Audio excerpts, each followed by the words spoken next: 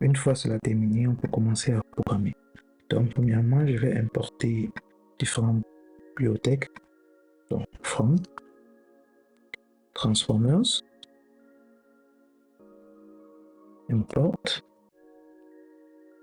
AutoText Tokenizer et AutoModel Focus LLM.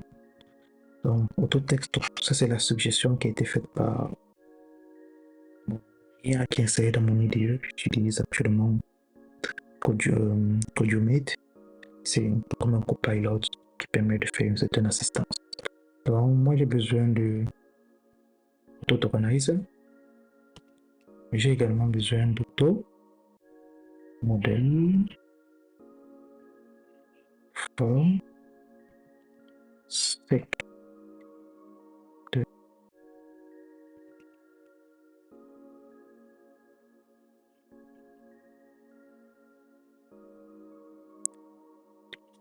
L'enregistre pour voir ça a été importé, mais ils sont un peu floutés, c'est-à-dire parce qu'ils ne sont pas encore utilisés.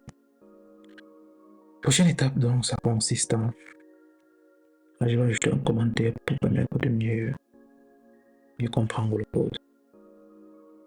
Donc, premièrement, on va. Vous voyez, là, on a une solution load the tokenizer and the model. Je lui dis OK, ouais, c'est ça que je vais faire. Et il également va me proposer certains codes pour me faciliter la tâche. Je vais accepter ce code, mais techniquement, c'est pas exactement ce que je veux. Donc, je préfère de taper mon nom. Donc, premièrement, je vais donner le modèle name parce que je n'ai pas envie d'écrire le nom du modèle chaque fois à la main. Dans mon cas, j'aimerais utiliser Facebook. Oui, c'est vrai, le modèle qui vient de Facebook. Mais techniquement, c'est plus un Blender bot.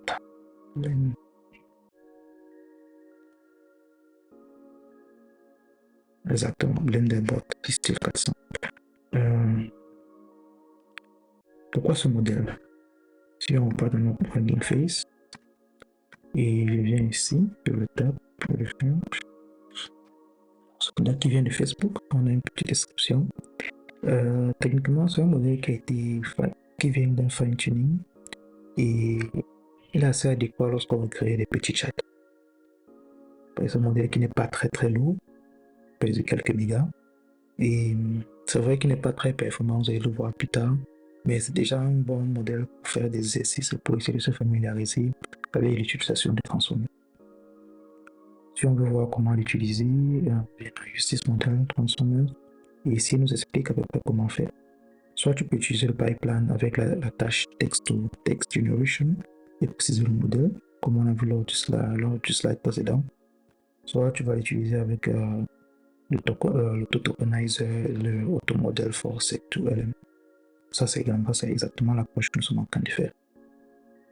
Donc, si je reviens dans mon code, je peux décider que je copie tout ceci.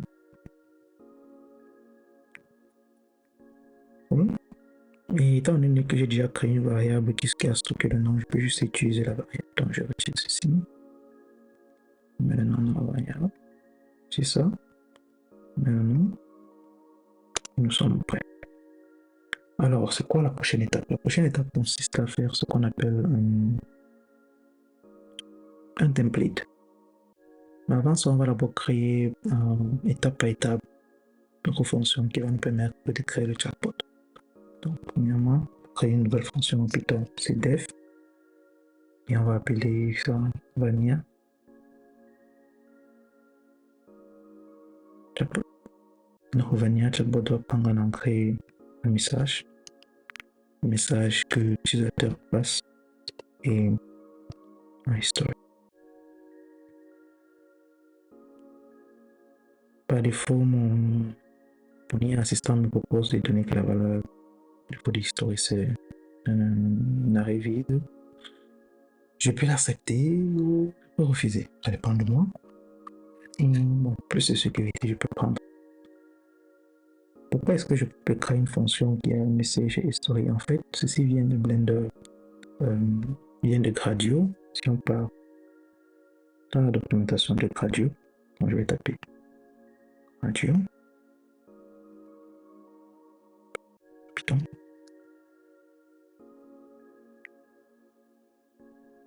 Donc, Radio permet de faire pas mal de choses, mais dans le cadre de ce projet, on va juste se focus sur le chatbot. On va préparer ensemble le chatbot avec Radio. Et si on part dans la documentation,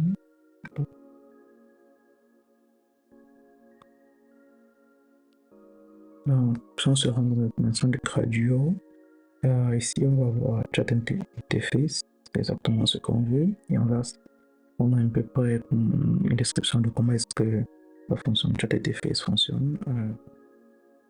Si on scroll un peu vers le bas, vous pouvez déjà voir que chat interface prend une fonction.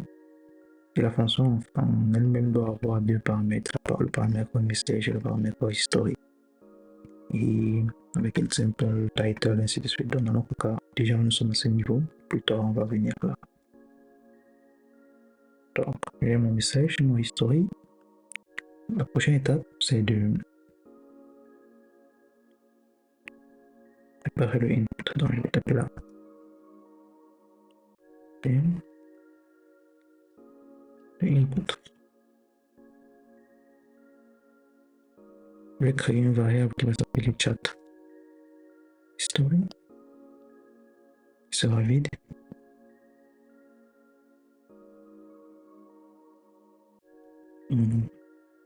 Non, je vais faire for num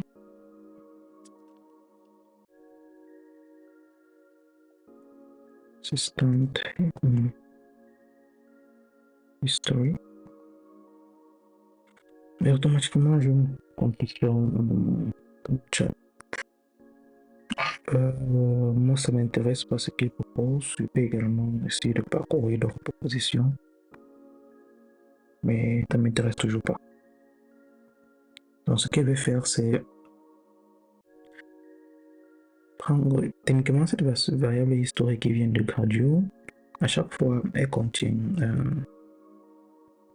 une liste d'éléments. Et cette liste d'éléments sont simplement doublés. Et chaque doublet a le premier élément du doublet, c'est le message qui est envoyé par l'utilisateur. Le deuxième, c'est le message qui est répondu par le modèle. Alors, à chaque fois, il va falloir reconstruire un prompt.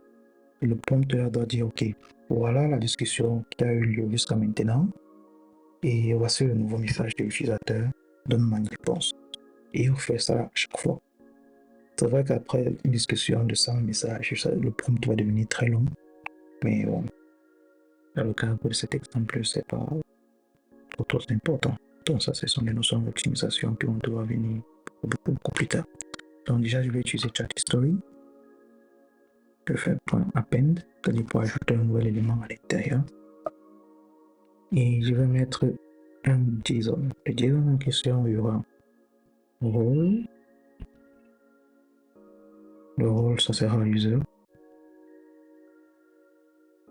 Et ensuite, le content, ça sera ce que l'union a dit. Pourquoi est-ce que je fais cela? La plupart des modèles de conversation de nos jours, si on repart dans Hugging Face,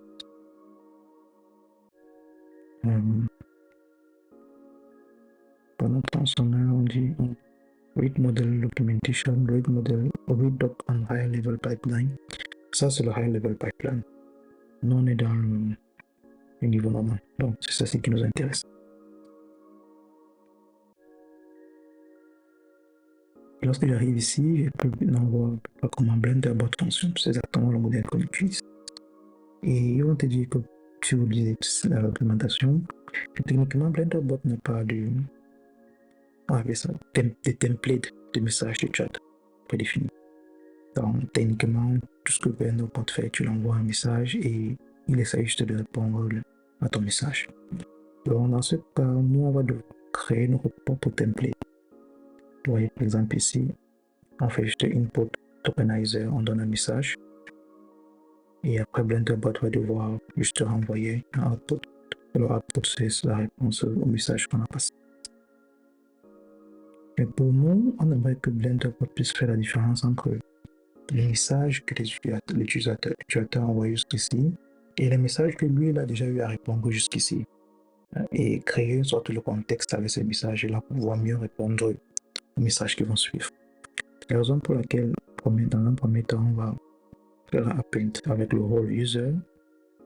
Ensuite, on va faire un autre append, that history, append, avec le rôle assistant, le contenu, le message de l'assistant. À chaque fois, on aura message d'utilisateur, message de l'assistant, message de l'utilisateur, message de l'assistant, message de l'utilisateur, message de l'assistant. Et après, on va dire, voici le nouveau message de l'utilisateur, donne-nous un nouveau message de l'assistant. Ok, lorsque j'ai terminé avec cela, je vais également faire chat history, append, et naturellement, message de l'utilisateur. Comme on l'a dit, utilisateur, assistant, utilisateur, assistant. Ensuite, nouveau message de l'utilisateur et on attend maintenant la nouvelle réponse de l'assistant.